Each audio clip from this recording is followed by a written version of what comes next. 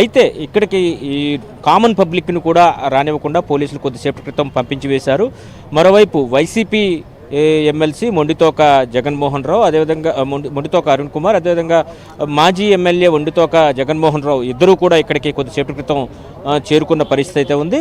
వారు లోపలికి వెళ్ళి వంశీతో మాట్లాడతామని అడుగుతున్నప్పుడు పోలీసులతో మాట్లాడుతున్నారు. మరోవైపు వంశీ సతీమణి ఎవరైతే హైదరాబాద్ నుంచి ఆయన కాన్వాయ్ని ఫాలో అయ్యారో ఆమె కొద్దిసేపటికి ముందే కృష్ణలంక పోలీస్ స్టేషన్కి చేరుకున్నారు. ఆమె కూడా లోపలికి తనను పంపించితే వంశీతో మాట్లాడాల్సిన అవసరం ఉందని ఆమె పోలీసులకు విజ్ఞప్తి చేస్తున్న పరిస్థితి అయితే ఉంది. ఆమె ఇంకా ఇప్పటికి కూడా బయటే ఉన్నారు. ఒకవైపు వల్లభనేని వంశీకి సంబంధించినంత వరకు కూడా కేవలం ఈ కిడ్నాప్ కేసే కాకుండా గతంలో 2019 ఎన్నికలకు ముందు పట్టాల పంపిణీకి సంబంధించి నకిలీ పట్టాల పంపిణీ చేశారు అనే కేసు ఒకటి, ఇంకొకటి మట్టి తవ్వకాలకు సంబంధించి నియోజకవర్గంలో అనేక ఫిర్యాదులు ఆయనపై ఉన్న నేపథ్యంలో వాటన్నిటిని కూడా పోలీసులు రంగంలోకి తీసుకొస్తున్నట్టుగా తెలుస్తోంది. మరోవైపు న్యాయమూర్తి వద్ద ప్రొడ్యూస్ చేశాక ఏ కారణంతో అయినా సరే ఈ కేసులో కనుక కొంచెం రిలాక్సేషన్ కనుక దొరికితే మిగతా కేసుల్లో ఫిక్స్ చేయాలనే ఉద్దేశంతో అయితే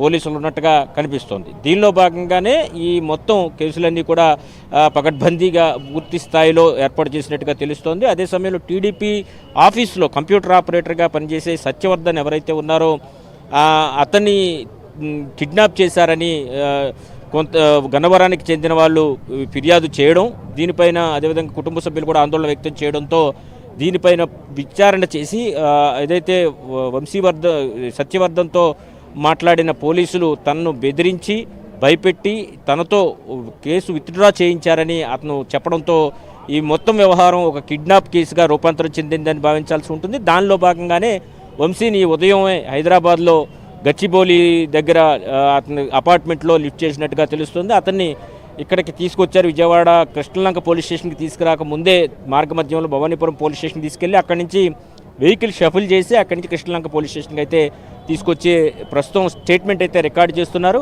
అటు రిమాండ్ రిపోర్ట్ను కూడా చాలా పటిష్టంగా ఏమాత్రం ఇది లేకుండా పోలీసులు పకడ్బందీగా పూర్తి స్థాయిలో సిద్ధం చేస్తున్నట్టుగా తెలుస్తోంది. న్యాయమూర్తి ముందు ప్రొడ్యూస్ చేసినప్పుడు ఎందుకు అరెస్ట్ చేసాం, దాని బేసిస్ ఏంటి అనేది స్పష్టంగా చెప్పడంతో పాటు అతన్ని రిమాండ్కి ఇవ్వాలని కూడా న్యాయమూర్తిని వీరు కోరేందుకు సిద్ధమవుతున్న పరిస్థితి అయితే ఉంది. ఇంకా సీన్ మొత్తం ఇంకా కృష్ణలంక పోలీస్ స్టేషన్ వద్దే కొనసాగుతున్న పరిస్థితి అయితే ఉంది. అంటే సత్య రూల్ ప్రకారం అరెస్ట్ చేసిన 24 గంటల్లో కోర్టులో హాజరుపరచాలి. ఇంకెంతసేపు పట్టొచ్చు అంటారు?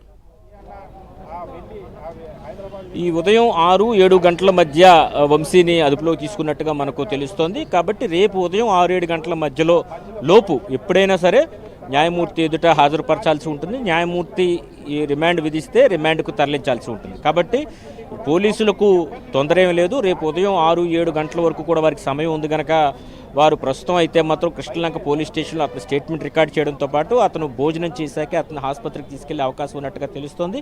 ఆసుపత్రికి తీసుకెళ్లి ఆసుపత్రిలో వైద్య పరీక్షలు చేయించిన అనంతరం న్యాయమూర్తి ముందు ప్రొడ్యూస్ చేస్తారు. ఈ మొత్తం వ్యవహారం తతంగం అంతా జరగడానికి ఈ రాత్రికి పూర్తయ్యే అవకాశాలు అయితే కనిపిస్తున్నాయి. అంటే సత్య మరో 2 కేసులు కూడా బయటకు తీశారంటున్నారు. మరి వెంటనే వీటిపై కూడా కేసులు పెడతారని ప్రచారం జరుగుతోంది. మరి కేసులు ఇప్పటికిప్పుడు ఇన్ని కేసులు ఒకేసారి నమోదు చేసే అవకాశం ఉందంటారా సత్య?